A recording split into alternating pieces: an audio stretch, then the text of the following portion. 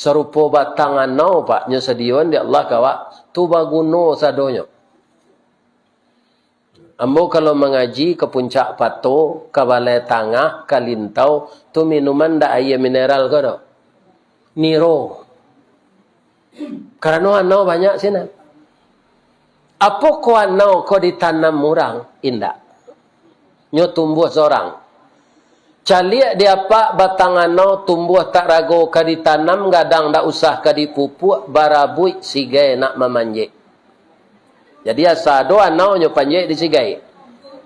Kalau kini anau memanjek sigai. Iya kan? Artinya tu. Dahulu bapak-bapak banyak laki-laki nak mencari padusi. Kini banyak padusi mencari laki-laki. Indak sigai memanjek anau kini lah tu. Anau memanjek sigai.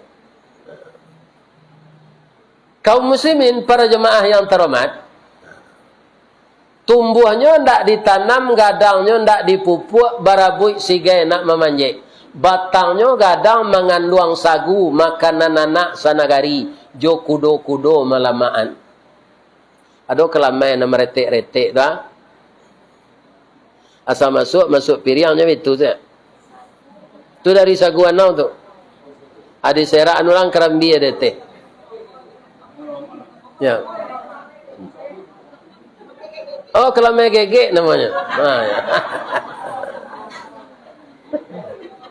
Ya. Alah habis sagunya tu dicampakkan orang batangnya. Indah. Ruyuang diambil ke pincuran kok dikabuang di balah-balah elok ke lantai juga kasau ke pagar narancak mana. Daun nan tuo jadi atok, nan pucuk ke daun rokok. Lidi disusun jadi sapu, saganya ambil ke kalam, ijuknya lapih ke tali. Buah mana, buah lama, nironyo mani. Nama buahnya tu, atunya buah tap. Tu dari buah anau tu. Kok diabui niro tu menjadi saka. Di param itulah tua larasan menjadi cuko. Laikan amuah miang nan tumbuh di palapanya. Paguno karabu api. Sabalun tibo kewe joronson catuh takik rang namokan. Jorabu mangkonyo idui. Kalau tak tiru ada awak batang anau tu berarti awak tawadu. Inyo ndak ingin di tempat rami tumbuh dah bu. Di tempat langang jadi jo. Di tanah tinggi nyo basanang hati. Di gurun tanah lapuang inyo ndak pernah mau pe.